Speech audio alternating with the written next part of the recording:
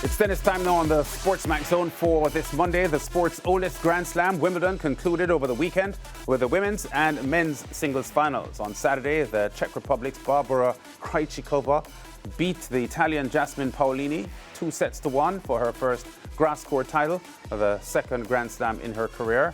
The last time she lifted a title was back in 2021, winning the French Open. And speaking after the match, the 28-year-old expressed pleasure at winning at Wimbledon. Any words right now? I mean, I don't have any words. It's just unreal what just happened. It's definitely the best day of my tennis career and also the best day of my life. Well, I was just telling myself to be brave, and if the game doesn't go, it's 5-all, and we continue, and we would be playing, I think, even now. So. Yeah, it was such a difficult match, such a great final, such a great competition, and I enjoyed it so much, and I'm super happy that I'm standing here and that I can enjoy this moment. Yeah, so she denied Paolini, who was trying to create history herself as an Italian in a Wimbledon final on the women's side, but a pretty solid effort from Krejcikova. Of course, she had won a Grand Slam before, as we just mentioned, so it's not new to her to winning, but Wimbledon remains special to everyone. Yeah, it's her first Wimbledon title, and I think that speaks volumes, Lance. I was, doing some research on her earlier today, and she started playing this sport at 6 years old. So, at 28 years old, to finally win a Wimbledon is a massive achievement. It just shows how much her hard work, has been repaid. And another thing about her is, when they describe her, people looking on at her from such a young age, they said that, what stood out is her aggressive playing style. And I think I saw that being replicated in the final. You saw her doing that. And I think if she continues to stay fit, I'm hoping that she can go on to win some more and create history for herself and her country. Yeah, and there's a former Czech player that was outstanding for in tennis as well, Jana Novotná, who was inspirational to Krejcikova's career. Yeah. And she has mentioned that, in recent months about the effect and the impact that Jana Novotná had on her career as an inspiration coming from the Czech Republic. So a lot of times when you hear these players talk, they recall things in their development that helped to propel them forward. And as you mentioned, she started playing the game at 6 years old. To be honest, many of the world's best tennis players have that kind of history as well, where they started playing the game before their teenage years. So a really good win for her, and she worked really, really hard for it. But she had played all fortnight well at Wimbledon, and I would think a deserved honour for her to cup the title at the South London Wimbledon courts.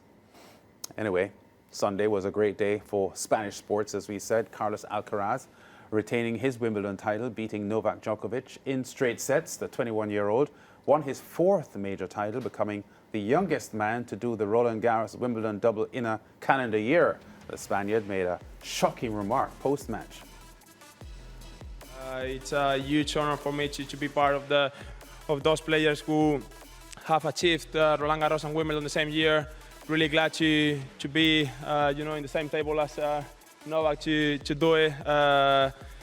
Huge champions just did it. I'm not considering myself a champion yet, but I'm trying to. I don't think they agree. Not that's them, but I'm trying to keep going, to keep building my path, my journey, and but yeah, it's a huge honor for me.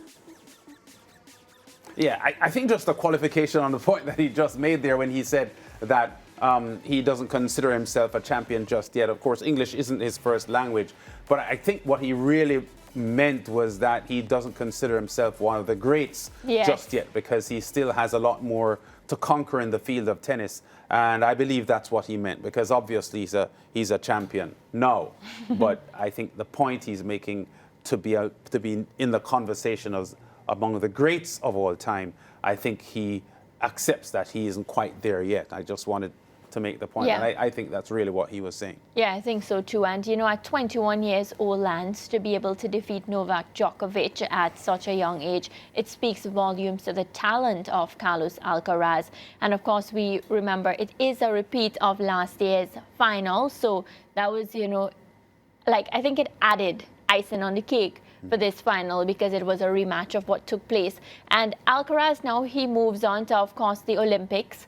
Olympic preparation. So that's a big thing for him. And I just want to add, he'll be without his coach because his coach is actually taking a break.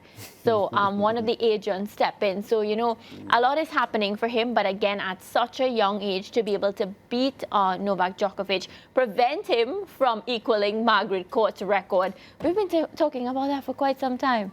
Everyone is trying to, you know, get that record. And I think one of the salient points that would have to come out of this discussion, based on what we saw Sunday, is the vast difference between this year's final and last year's final. Because last year's final went 5 sets. It was a gripping battle. I think Alcaraz won the last set 6-4, but it was 2-2 after the first 4 sets, and really, really tight action. Yesterday's action was lopsided.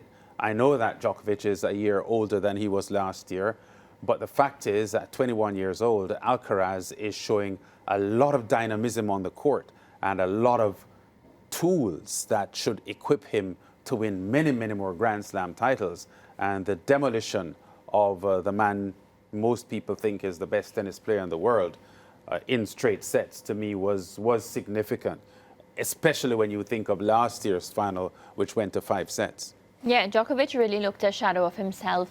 And, you know, I just want to add the point that he has been struggling with injuries. He did not look like he had an injury on the day. But, you know, those things, of course, Lance, take a mental toll on you.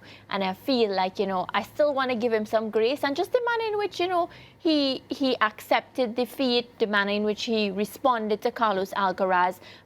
Kudos on him for that as well. But now, what Carlos Alcaraz has shown us, you know, looking forward to see some more exciting tennis from him. Yeah, and of course the US Open comes up at the end of the summer, so that's the next Grand Slam event that they will both look forward to. And we know that Djokovic is a very competitive champion. And I agree with you that he was gracious in defeat yesterday. And he spoke about his family who were courtside watching him, his children and his wife. Yeah. And he took the defeat well. But I don't think that should be read as him accepting defeat. Oh, no. Because that's not his style. No, it's not his style. And I know that he'll come guns blazing for the US Open in New York at the end of August. So let's see what happens there for Djokovic. But Alcaraz is at the stage of rapid improvement. And because he's only 21 years old, you have to think that there is more inside, talent-wise, for him to unfurl. And I'm just not sure how the rest of the tennis world will cope with this new rising star in the sport. Yeah, no Roger Federer, no Rafael Nadal. Well, we still have a Djokovic, but we're not getting the best Djokovic that we've seen before. So, you know, I think it's exciting to have a new name on the block, Lance. And he's somebody that now all eyes will be on him come Paris 2024, which he'll be taking part in the Olympics. Yeah, and the Italian sinner had risen to being the #1 in the world a couple of weeks ago. Yeah. So, you know, when you think of the immediate future and the players that are best positioned to fill the void of Rafa Nadal and Federer and Djokovic, who is obviously in his twilight years, Sinner will be a name that comes up in the discussion as well. A fine player, and we have seen him beat the best players in the world up to this point in his career. I heard an interview with him on the BBC a couple of weeks ago, and he sounds very tempered, very measured in his delivery and how he thinks he is doing internationally. And I think he has the kind of mindset to continue improving and to probably set the stage for a head-to-head showdown with Alcaraz in the coming years. But we'll see how that unfolds, because we see a lot of players in their early 20s show a lot of promise, but then they get derailed, and we don't see the kind of quality that we would have seen at the beginning of their careers. But I think the tennis world is set for some exciting action, and I think Alcaraz, based on what we are seeing, I would say he has the tools to be a tennis great. Then the next few years will decide whether my assessment is correct or not. Well, you did say he has the tools, you know, using a very smart term. So we'll wait and see. On that note, Lance, we're going to take a quick commercial break and come right back with Zone Update 2.